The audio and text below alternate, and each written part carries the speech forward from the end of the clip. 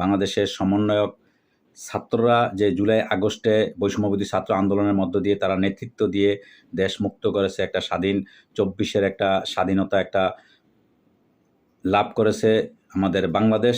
তারপর থেকে বিভিন্ন রকমের রাজনৈতিক দল থেকে শুরু করে ছাত্ররা সবাই কিন্তু বিভিন্ন একে অপরের প্রতি কাদা ছোড়াছুড়ি, বিভিন্ন তথ্য উপাত্ত, বিভিন্ন রকমের কথাবার্তা চলছে। তো তারই ধারাবাহিকতা আপনারা দেখেন এখন বর্তমানে গতকালকে একটা ঐক্যের ডাক দিয়েছে আমাদের প্রধান উপদেষ্টা ডক্টর মোহাম্মদ ইউনূস। ওইখানে ঐক্যের বৈঠক হয়। সেই বৈঠকের মধ্যে আপনারা দেখেন ৫ই আগস্টের পর থেকে এই পর্যন্ত আমাদের অন্তর্বর্তীকালীন সরকার ডক্টর মোহাম্মদ ইউনূস বা ছাত্ররা যতগুলা সিদ্ধান্ত নিয়েছে, সরকার প্রধান উপদেষ্টা থেকে শুরু করে আমাদের বর্তমান একটা অন্তর্বর্তীকালীন সরকারের যে সিদ্ধান্ত বা ছাত্ররা যে সিদ্ধান্ত নিয়েছে, প্রত্যেকটা সিদ্ধান্তর বিরোধিতা বরাবরই বিএনপি করে আসছে। তবে একটা কথা আমি আজকের আপনাদের এই ভিডিওর মধ্যে একটা কথা বলবো, যে হিংসা মানুষের অধপতন টেনে আনে। যেটা অতীতে আপনারা জানেন যে আওয়ামী লীগ কিন্তু বাংলাদেশের মধ্যে আওয়ামী লীগ এবং বিএনপি এই দুইটা সবচেয়ে বড় দল বাংলাদেশের মধ্যে এবং জনপ্রিয় দল ছিল। তো যাই হোক, কিন্তু আওয়ামী লীগ কেন ধ্বংস হয়ে গেছে এটা সবাই জানে, সবাই বুঝতে পারছে। তাদের কর্মকাণ্ডের কারণে তারা সবসময় মানুষকে দাম্ভিকতার সাথে কথা বলতো, হিংসাত্মকভাবে মানুষকে মানুষই মনে করতো না। তাদের শক্তি, তাদের যে নিজেদের যে একটা পাওয়ার, তারা জনসমর্থন আছে, তারা একটা স্বাধীনতা বলে স্বাধীনতার নেতৃত্ব দিয়েছে, সেই কথা বলতে বলতেই তারা একসময় এমন একটা অবস্থা হয়েছে, মানে তারা দেশের মধ্যে, আর অন্য যারা আছে এগুলা সব হয়েছে, এগুলা দেশের নাগরিকও না, এরা হয়েছে রোহিঙ্গা, এরা হয়েছে এই দেশে ভাড়াটিয়া হিসাবে থাকে, এরকম তাদের মন মানসিকতা হয়ে গেছিল। কিন্তু সর্বশেষ এই কারণে তাদের কী হয়েছে, আল্লাহর তরফ থেকে যেভাবেই হোক তাদের একটা অধপতন, ছাত্রদের উসিলায় একটা অধপতন তাদের হয়েছে, তারা এই দেশ থেকে পালিয়ে যেতে বাধ্য হয়েছে। যদিও শেখ হাসিনা বা মেন কয়েকটা এমপি মন্ত্রীরা পালিয়ে গেছে, কিন্তু সারা বাংলাদেশে কিন্তু আওয়ামী লীগের নেতাকর্মী, লক্ষ লক্ষ নেতাকর্মী সারা বাংলাদেশে রয়ে গেছে। কিন্তু তাদের সাথে আওয়ামী লীগ এবং বিএনপির সাথে কিন্তু একটা যোগসূত্র নেতাকর্মীদের মধ্যে অবশ্যই এটা বিদ্যমান বা এটা এখনও আছে। তো সেই ধারাবাহিকতা এখন আপনারা জানেন ছাত্রদের মধ্যে, ছাত্ররা কিন্তু বরাবরই জানে ছাত্ররা যে কী হবে তাদের ভবিষ্যৎ। তারা যে প্রথম সারিতে একটা দেশের সরকারকে হটিয়ে দেশ থেকে পালাইতে বাধ্য করছে, তারা মৃত্যুকে মানে আজরাইলকে সামনে রাইখা তারা কাফনের কাপড় মাথায় নিয়ে নাইমে গেছে। এই যে এত লোক মারা গেছে, তারপর তারা কি করে নাই, পিছিয়ে হটে নাই, তারপর তারা আন্দোলন কইরেই গেছে। তাদের কত হইল, হয় মরবো নাই বাঁচবো, সোজা কথা। কিন্তু এই সরকারকে নামতেই হবে, তাদের শেষ প্ল্যান বা শেষ তাদের অঙ্গীকার এটাই ছিল, তাদের ওয়াদা ছিল এটাই জাতির কাছে। এরকমই তারা ওয়াদা করছে যে আমরা হয় বাঁচবো নাই মরবো, কিন্তু এই সরকারকে আমরা কি করব, ক্ষমতা থেকে নামাইব। যেটা দীর্ঘ 16 বছর এটা বিএনপি করতে পারে নাই, জামাতও করতে পারে নাই, যেটা ছাত্ররা করছে।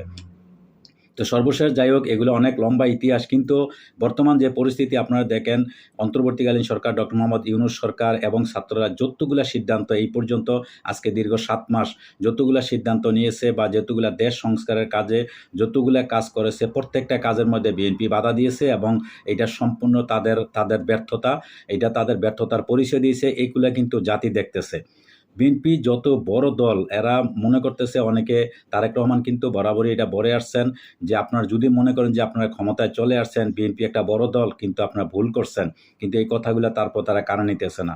তারেক রহমান, বেগম খালেদা জিয়া, তাদেরকে আমরা যথেষ্ট সম্মান করি, বিএনপিকে সম্মান করি, সব কিছু ঠিক আছে। কিন্তু বর্তমানে মির্জা ফখরুল ইসলাম আলমগীর থেকে শুরু করে, তারপরে ফজলুর রহমান, তারপরে বিভিন্ন যে বড় বড় যে নেতাগুলা, তাদের যে মুখের ভাষা, স্বৈরাচারী ভাষা, তাদের যে ভাষাগুলা, তারা এক সাইডটা তারা যে কোনো সিদ্ধান্ত নিতেছে, মানে দেশ সংস্কার করবে, দেশের কাজে তারা প্রত্যেকটা কাজে তারা বাধা দিতেছে।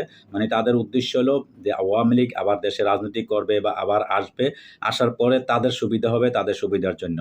তবে আপনারা কি এটা একটা কথা ভাবছেন, যদি বাংলাদেশে আবারও আওয়ামী লীগ ফিরে আসে, তাহলে বিএনপির তেমন একটা ক্ষতি যদি না হয়, কিন্তু এই সমন্বয়ক বা ছাত্র যারা আছে এদের অবস্থা যে কী হবে এটা নিশ্চয়ই আপনারা বুঝতে পারছেন। এটা কিন্তু গতকালকে সাজিদ আলম কিন্তু এক বক্তৃতায় তিনি বলছেন, তার আগেও আব্দুল্লাহ হাসনাতও তিনি কিন্তু বলছেন যে এই দেশে যদি আওয়ামী লীগ কোনো সময় ফিরে আসে, শেখ হাসিনা সরকার যদি ফিরে আসে, তাহলে এই সমন্বয়কদের কী অবস্থা হবে, মানে তাদের অবস্থা অস্তিত্ব কিছুই রাখবে না। এটা তারাও ভালো করে জানে, এটা আপনারাও জানেন। কিন্তু বিএনপি কী চাইতেছে, বিএনপি চাইতেছে আওয়ামী লীগ রাজনীতি করুক, আওয়ামী লীগ নিষিদ্ধ না হোক। আমরা কিন্তু এইটাও কিন্তু দেখছে সারা পৃথিবীর মানুষ, যারা অনলাইন সোশ্যাল মিডিয়া, এখন তো প্রত্যেকটা মানুষের হাতে হাতে মোবাইল, প্রত্যেকটা পৃথিবীর মানুষ সব দেখছে। যখন ছাত্রলীগ নিষিদ্ধ করছে, তখন আমাদের বিএনপির নেত্রী রুমিন ফারহানা কি করছে, তার সিনারি কিন্তু এটা কিন্তু সবাই দেখছে। তার চোখের পানি চলে আসছে। তিনি অনেক ভারাক্রান্ত মন নিয়ে তিনি ওই সময় বসে আছিলেন যখন ছাত্রলীগকে নিষিদ্ধ করা হয়। এটা কিন্তু সারা জাতি ভালোভাবে নেয় নাই। তারপরে আবার রুমিন ফারহানা আরেক বক্তৃতার মধ্যেও কিন্তু বলছিলেন যে তিনি এখন নিরাপত্তায় নাই, তিনি এখন খুব অসহায় অবস্থায় আছে। যেই মুহূর্তে আওয়ামী লীগ ক্ষমতায় আছিল তখন কিন্তু সে খুব নিরাপত্তায় আছিল। তখন যে তার বাসার মধ্যে কীভাবে হামলা করছে আপনারা সবাই জানেন, যে ৫ই আগস্টের আগে ওই সময় রুমিন ফারহানার বাসার মধ্যে কীভাবে আক্রমণ চালাইছিল আর চিল্লিয়ে চিল্লিয়ে বলছিল আপনারা আমারে বাঁচান বাঁচান, বাবারা মারা আমারে বাঁচান। কিন্তু ওই দৃশ্যগুলা ওই ইয়াগুলা সময়গুলো কিন্তু রুমিন ফারহানা ভুলে গেছেন। ভুলে যে এখন বলতেছেন যে এখন সে অসহায়, এখন সে নিরাপত্তাহীনতায় ভুগতেছেন। তো যাই হোক, এগুলো আমাদের জাতির জন্য কলঙ্ক, জাতির জন্য এটা আমাদের তেমন একটা। তবে এই বিএনপির কারণে দীর্ঘ ১৬ বছর দেশের জনগণ অশান্তি ভোগ করছে, অনেক কষ্ট পাইছে। এই স্বৈরাচারী হাসিনার কবলে পড়ে অনেক মানুষ গুম খুন অত্যাচার আয়নাঘর থেকে শুরু করে শুধু একমাত্র বিএনপির কারণে। কারণ বিএনপি দীর্ঘ ১৬ বছর আন্দোলন করছে, লক্ষ লক্ষ নেতাকর্মী সামনে সাজাইছে, মানুষ আনছে, সব কিছু করছে, কিন্তু শেষ পর্যন্ত ১০ মিনিটে তারা টিকতে পারে নাই। অথচ ছাত্ররা কি করছে, তাদের বুকের মধ্যে গুলি নিয়ে তারা মৃত্যুটারে হাতের মুঠে এইভাবে লইয়া তারা কি করছে, নেমে গেছে। একবারে হয় মরব না বাঁচবো, সোজা কথা। মরলে শহীদ, বাঁচলে গাজী, এইভাবে তারা রাস্তায় নেমে গেছে। নাইমা যে তাদের ইমানি শক্তি নিয়ে তারা রাস্তায় নেমে গেছে, নাইমা তারা দেশের মানুষকে মুক্ত করছে। কিন্তু আজকে আপনারা কি করতেছেন, বেইমানি করতেছেন তাদের সাথে। এটা কিন্তু সারা জাতি, সারা মানুষ দেখতেছে, কিন্তু সারা দুনিয়ার মানুষ কিন্তু দেখতেছে যে বিএনপির বর্তমান যে অবস্থা। আপনারা এত হিংসা, এত আপনারা দাম্ভিকতার সাথে বলতেছেন, আপনারা মনে করছেন সারা বাংলাদেশের লক্ষ লক্ষ নেতাকর্মী, আপনাদের বিএনপির নেতাকর্মীরা বা আপনারা যদি আপনাকে ভোট দেন তাহলে আপনারা ক্ষমতা যাইতে পারবেন না। এতে করে কী হবে জানেন, আপনাদের আরও অধপতন আপনাদের ঘটতেছে। তো যাই হোক, এখনও সময় আছে দেশ বাঁচানোর জন্য। আপনারা এখনও সঠিক পথে চলে আসেন, আপনারা ঐক্যের মধ্যে আসেন, এই অন্তর্বর্তীকালীন সরকারকে সাপোর্ট দেন। সরকার যদি আরও ১ বছর ২ বছর আমরা বুঝতে পারি আপনারা কেন যে, এটা অবশ্যই আপনারা কমেন্টের মাধ্যমে জানাবেন যে এটার মেইন কারণটা কি, বিএনপি কেন প্রত্যেকটা কাজে কাজে বাধা দিতেছে। এটা তাদের ভিতরে একটা ভয়, মানে তারাই চাইতেছে খুব অতি তাড়াতাড়ি একটা নির্বাচন হোক, নির্বাচন হইলেই তারা ক্ষমতায় আসবে। আর বিএনপি ক্ষমতায় আসা কি মানে জানেন, বিএনপি ক্ষমতায় আসা মানে আওয়ামী লীগের আবার পুনর্বাসন হবে, সব কিছু হবে। কিন্তু ছাত্রদের অবস্থা যে তাদেরকে এই যখন আমাদের এই অন্তর্বর্তীকালীন সরকার ডক্টর মোহাম্মদ ইউনূস সরকার যখন পড়ে যাবে, যখন একটা রাজনৈতিক সরকার ক্ষমতায় আসবে, তখন কিন্তু এই সমন্বয়ক টমন্বয়ক এগুলার আর বেল থাকবে না, এগুলার আর কোনো খোঁজখবর রাখবে না তারা। কারণ এখনই যারা যে অবস্থা করতেছে, এখন তাদের একটা মোটামুটি পায়ের নিচে মাটি আছে। এখনই যে অবস্থা করতেছে, প্রত্যেকটা যেভাবে তিরস্কার করে ছাত্রদেরকে কথা বলতেছে, তারা বাচ্চা, তারা কি বুঝে, কিচ্ছু বুঝে না। এই কি বুঝে করতে করতে কিন্তু ১৭ বছরের একটা রেজিম সরকারকে তারা হটাইছে, রেজিম সরকারকে দেশ থেকে পালাইতে বাধ্য করছে। কি কিছু আপনারা বুঝছেন?